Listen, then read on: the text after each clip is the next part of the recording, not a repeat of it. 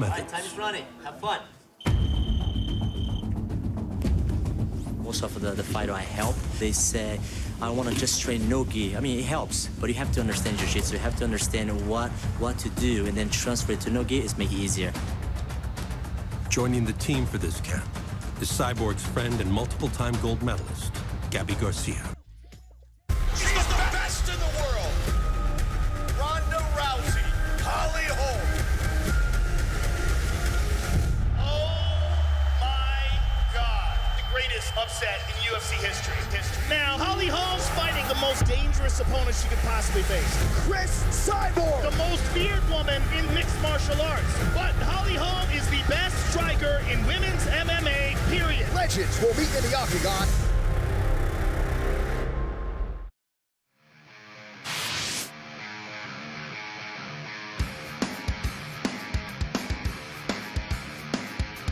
What's up? How are you guys? Happy New Year, everybody. So, for those of you that don't know, 2018 marks 25 years of UFC, the 25th anniversary. So, we have a lot of fun things planned for next year. I'm really excited about next year. And obviously, to kick off our first pay-per-view, we are going to Boston, which I am excited about personally. But, and the event's already almost sold out. We have like around 1,000 tickets left. So we're really excited. And obviously, it's almost sold out for a very good reason.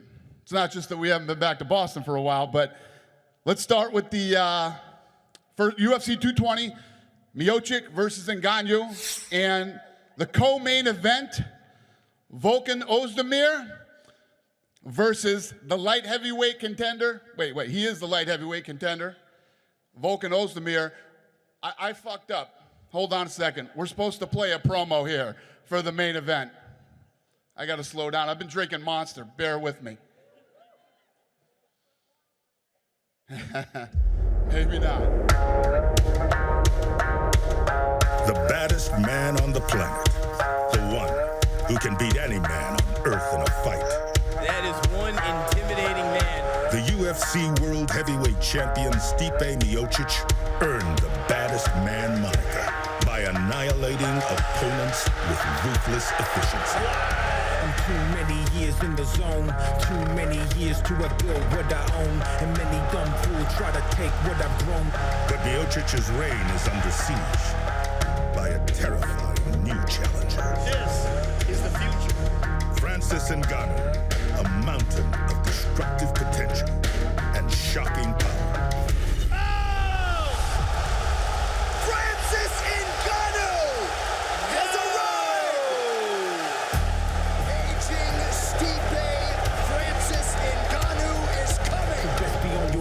The tidal wave breaks, cause you don't wanna come and meet the reaper that awaits. Who is the baddest man on the planet?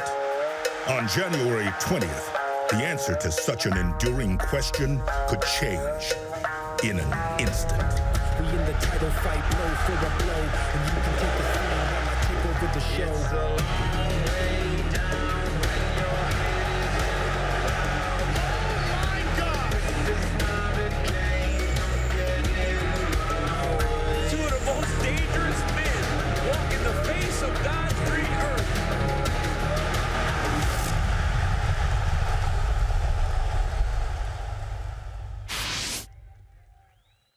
I can't wait for that fight.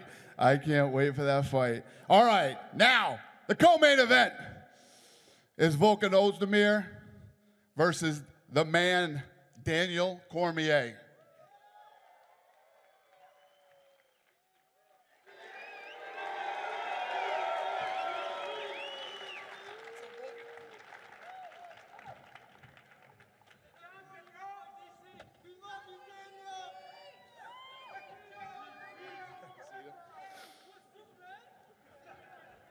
And ladies and gentlemen, the main event, one of the baddest heavyweight fights in a very, very long time. I'm so excited for this fight. The #1 heavyweight contender of the world, Francis Ngannou, versus the heavyweight champion of the world, Stipe Miocic.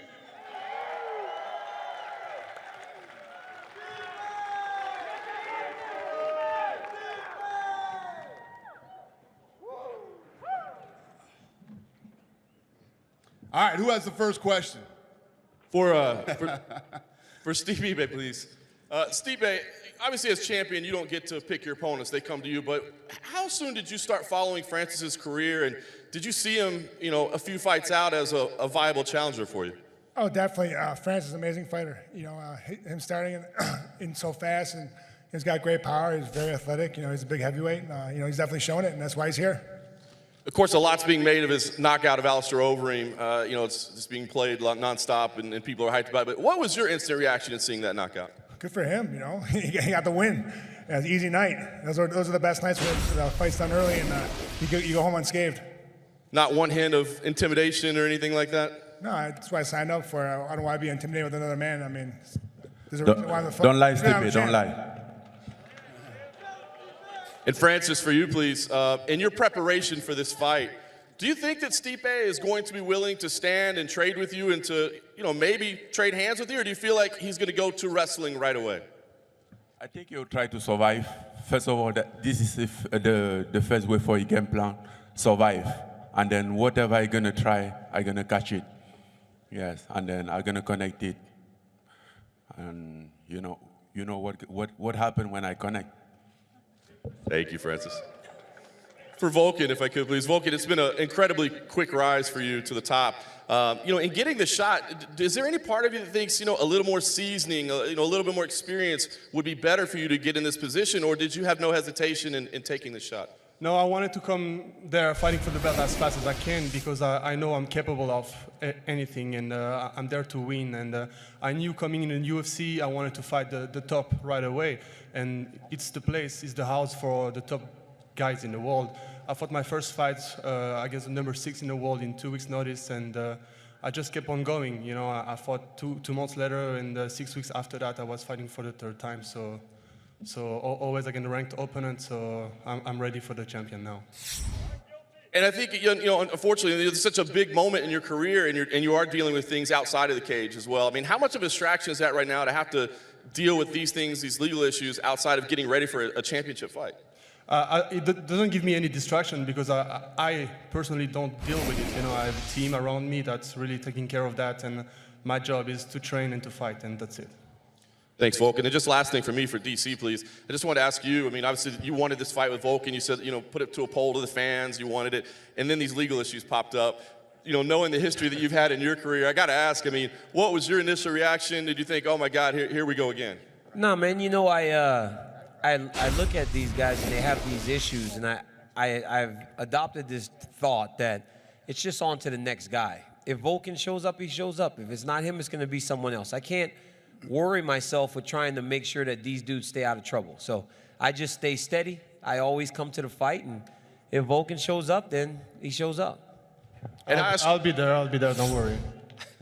And I'll ask you, too, about, such a quick rise on Volkan's part. Did you see him coming up through the ranks, earlier this year? Did you see this guy as a potential contender? I once said that if I'm hanging around and fighting guys like Cormier and Oezdemir, I've done something terribly wrong with my money and my time. And I just never expected him to do what he did so fast.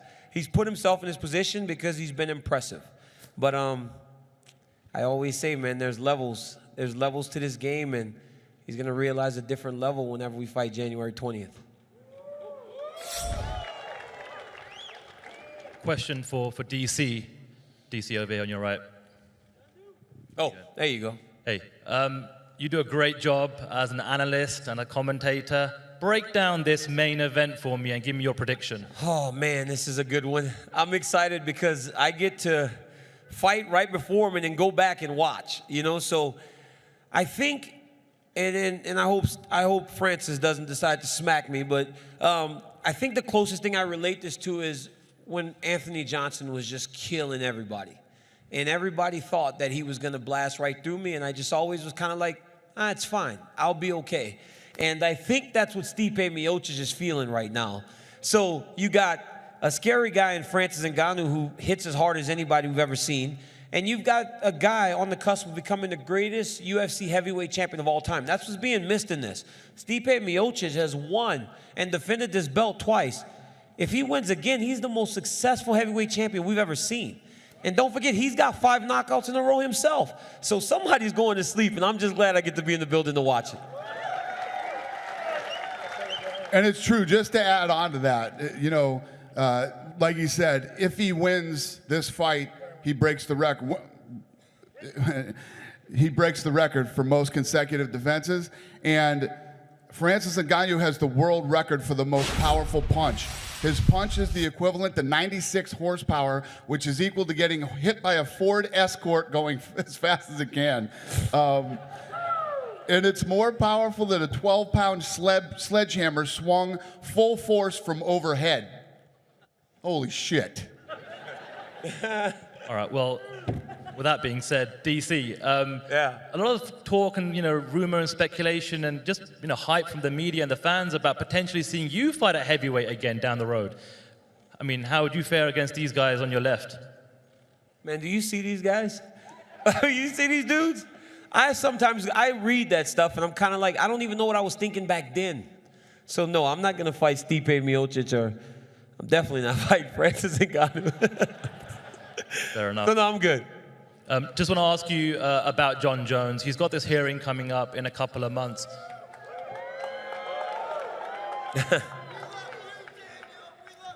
From a personal perspective, are you hoping he gets the shortest sentence possible so that you can get another fight with him, or are you hoping they throw the book at him? Come on. You know me, right? I'm the guy that tries to run through a wall constantly just to try to break it. I won't go around it. I'll keep running through the wall. So what do you think I'm hoping for? Say it. What do you think I'm hoping for? You want him to come back so you can have another fight? Of course. There you go. And just one question for Francis. Francis, I hear that you're going to be traveling to Paris following this weekend's event, or maybe the press conference today. Why are you going to Paris so close to the fight, just around the corner?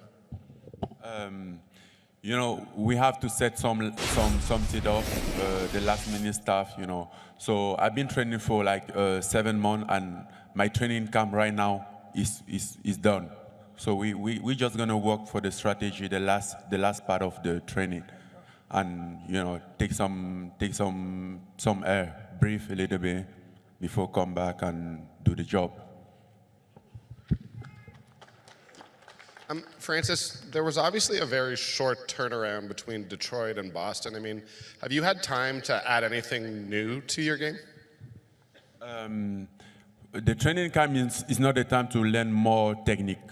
It's just the time to set up the game plan and then has a good training. And then my training camp against Alistair Overeem, I was preparing for both guys.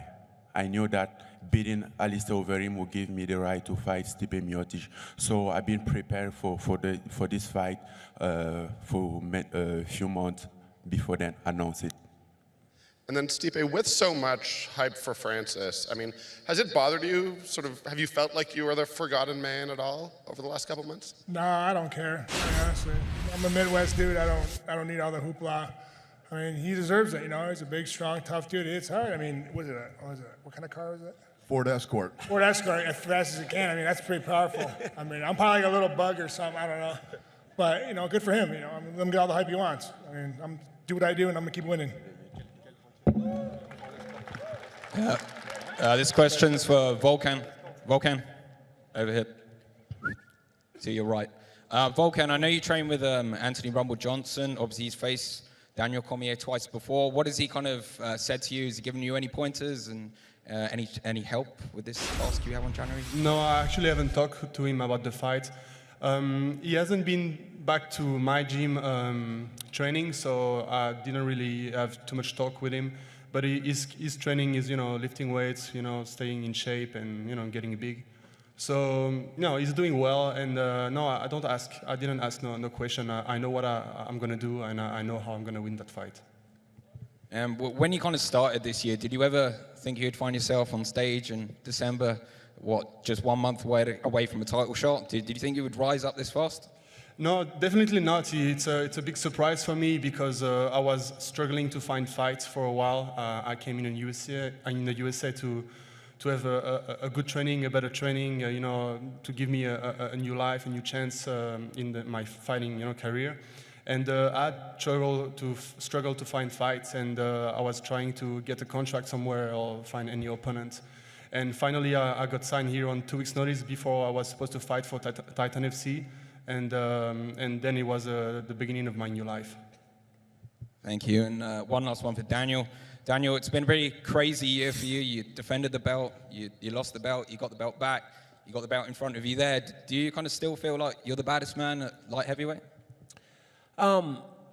So like when you guys ask me these questions, it's hard for me to not be who I am, right?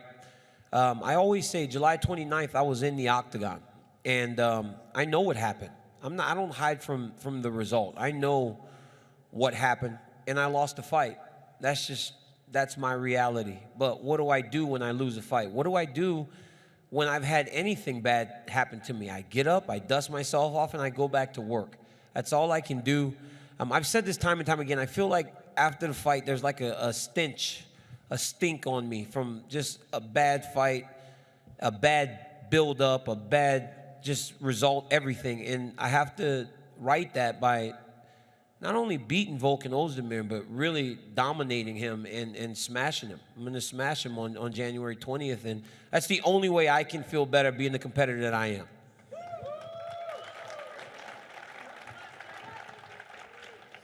Over here in the front, question for Dana.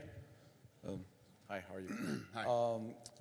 Being the 25th anniversary, is there something in particular you dream for the anniversary on the November card? And how close are you to announcing finally another country in South America like Chile or Argentina that are really close?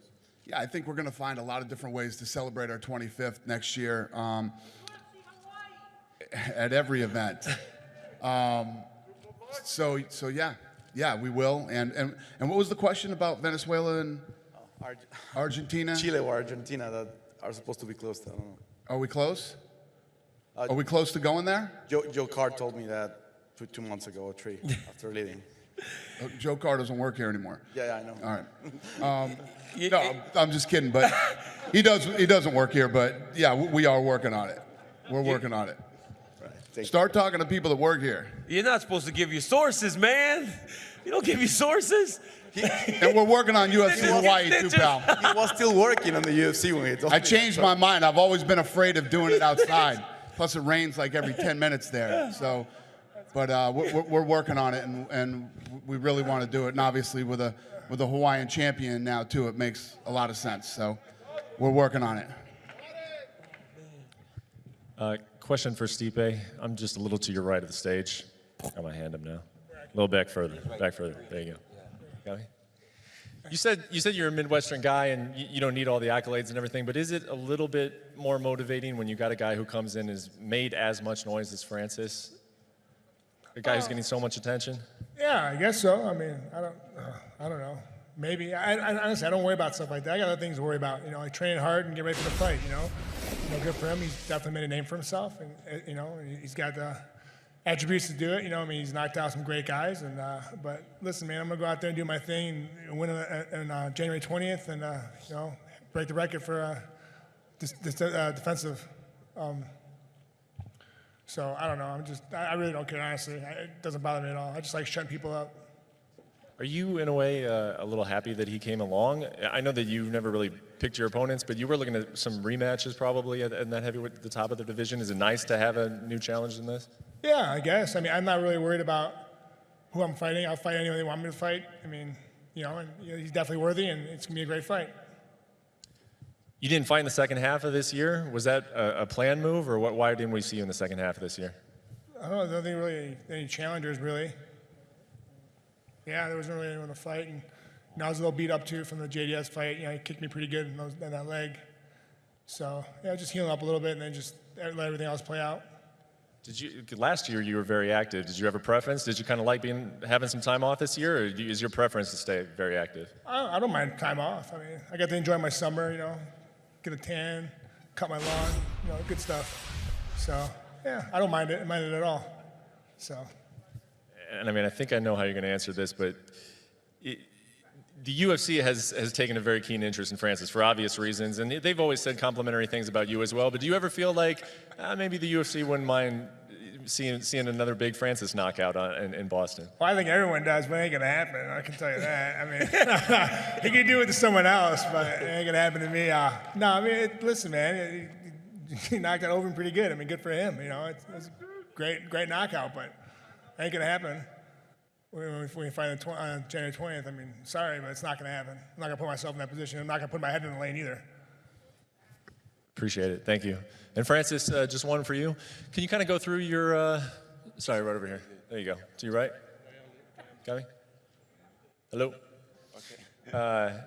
You know, you obviously you came to Vegas this year, and that looked like it was a good move for you. I saw that your coach had told in an article, he said that you were planning on being in France a little bit for this one. Can you just talk about where you'll be for the preparations and why you decided, if you are going to be in France, to do your camp out there? It's not just to do my my camps, but it's to finish it. My camp is already done, you know. So, like I said before, I be preparing for this fight, for both fights, for like 3 months, and then during the training camp again, Alistair, I've been waiting for Stipe too. I knew that could happen, so I done with that, and now I just go to Paris for the last few weeks to setting up with my coach, with my teams, and we will be back to Boston and do the job. Question for Daniel over here. Daniel, Volkan has said multiple times that he thinks he's going to knock you out in a minute or two. It's going to be pretty quick. When you hear that, how do you react? I think it's crazy, but I think it's like the only way that he can win. So like, what else? You know, what if it doesn't happen? So many guys go into the fight with the idea that they're just gonna get me out of there, you know? I'm smaller than everybody. I'm not the bodybuilding guy. I don't look like those guys. So they think they're gonna get old DC out of there. But what happens after 5 minutes when I'm still pressing you and I'm throwing you down and I'm pushing your head down and making you gasp for air, and then I take you down and I cover your face so that you can't breathe? What happens then? I know how you fight, you know. It's you know what happens then is they turn over, they present their neck, and they tap out. And that's what's about to happen to Volkan Oezdemir. Hey, I got a heart, man. It's not gonna be that easy, man. I know it's not easy. I know you got heart. I heard you've been down there getting your ass kicked for years, and you say going to get beat. So yeah, it's good. Man, you saw my fight, man. You saw everything I did. I don't think you've seen everything I'm capable of, and all my fights were so fast, and you're not gonna be different. Okay. Sure, Volkan. I'm going to. And DC, because especially his last 2 fights against top-tier talent have been relatively short, is it hard to game plan for him because he hasn't shown, you know, too much? I mean, he's a tough guy. I mean, but they're all tough, right? Like, you don't expect to fight anybody easy. But I mean, I fought kickboxers before. I fought wrestlers. I fought guys with big power. I mean, I fought fast guys, big guys. It doesn't matter. You know, I'll fight the same way. Like, there's no secret to how I'm going to fight. I'm going to go forward, I'm going to press him, and I'm going to just make him work for 25 minutes. If Volkan Oezdemir is able to withstand that and beat me, because nobody's been able to do it but Jones. Jones is the only one that's been able to keep that pace that I put on people. He's the only one. If Volkan Oezdemir can do that and beat me, then hats off to him. But I don't believe that he has it in him to do that. Like, those guys just don't work as hard as I do. At 38 years old, I'm out working these 25-year-old dudes, 26-year-old dudes, because that's all I know since I was a kid. Just curious, has Cain Velasquez said anything about the upcoming heavyweight title fight? Has he shared any thoughts? Yeah, you know, like Cain. Stipe's good, you know. Francis, he hits hard, I guess. That's pretty much what Cain says. Okay. Francis hits hard, I guess, and Stipe's good. He respects Stipe. He doesn't really know much about Francis because he doesn't watch fights. He only saw that knockout because I think everybody's seen the knockout from Overeem, but he doesn't really watch fights. But he says he thinks it's going to be a great fight. I mean, he's just been helping me get prepared for my fight, and not really too much worried about these guys. He's just getting healthy and just hoping that at some point he can come back and fight at the level that he was before. Okay, and just 2 more quick ones. Stipe, you tweeted recently underdog. Why did you tweet that? Yeah, I'm the underdog. I mean, what do you expect? I mean, that's what the betting line says, right? But I'm used to. I mean, I'm pretty much underdog in a lot of my fights, and you know, I'm used to being the underdog. I don't mind being the underdog because I like shutting people up. You know, and then I believe people start betting against me and they lose a lot of money. You know how many times I have people come up to me and say, "Oh, what's wrong, man?" They're like, "I lost a lot of money on you. I bet against you." I'm like, "Oh, sorry. The next time you should bet again for me." So nothing's gonna change. So. Are you surprised you're the betting underdog? No, I'm used to it. I mean, I'm used to it every fight. And Francis, you interrupted Stipe earlier. You think that he's intimidated by you? You think he's lying when he says he's not? Of course, he's really intimidated. He know what's gonna happen. I know he just make it proud there, like, yes, I'm the charm, I'm this, I'm that, but he know the guy that he's gonna fight. He know that he's gonna be the fight that he never had in his career. Stipe, you agree with that? I guess so. Oh. Whatever he says. Sure. I'm intimidated. Awesome. Okay, and Francis, why did you let DC wake you up like that? What was your feeling inside when he slapped you in the face? I didn't slap him. I did not slap him. It was a slap. No, he didn't slap me. I touched his face very softly. I did touch your face. I touched you too. He did. He has a video of me too that I'm kind of trying to keep on the wraps, but.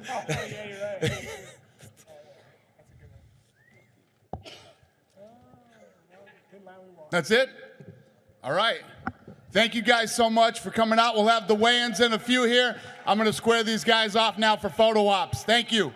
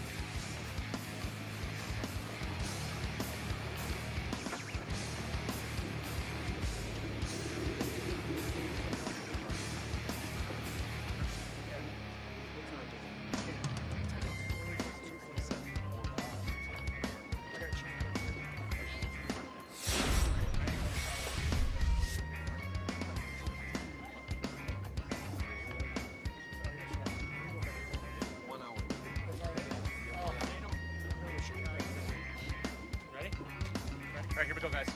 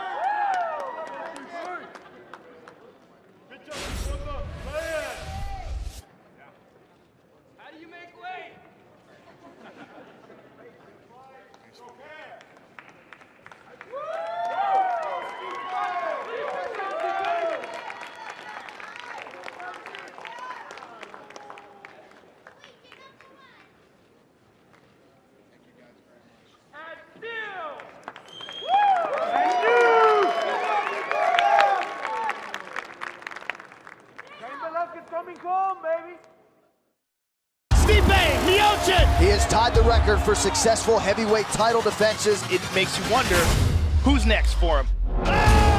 Francis Ngannou! He's the scariest man on the planet Earth, and now we're really gonna find out whether or not Miocic can fight off this storm. You got no place to hide, and you're running 'cause I'm coming, gonna eat you alive.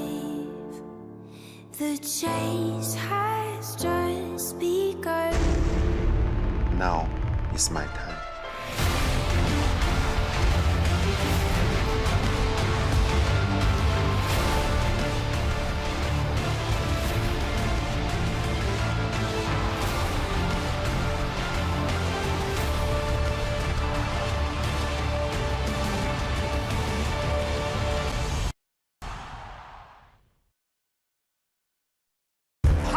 Is an 18-time world boxing champion, but she is taking on the most violent woman in all of MMA. Just watch me now. Just watch me now. I got something for you. You won't believe your eyes. Just watch me now.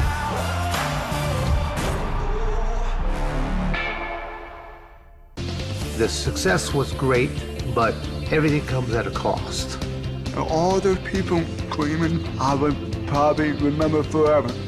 Mom was always right. I am a better coach than I am a fighter. It's true. I miss fighting. You know, it's part of my life for a long time. I have my own jiu-jitsu school. I need to do this for my family. I've been extremely blessed. I love you guys. Cheers. Cheers. Life is competition. I do it the no-holds-barred way. Watch the UFC's biggest names, rising stars, and fan favorites on the featured bout of the UFC Fight Pass early prelims. No matter where the fight goes down, UFC Fight Pass is the only place to see every moment of the UFC Fight Pass early prelims. Whoa! My goodness! Start your 7-day free trial now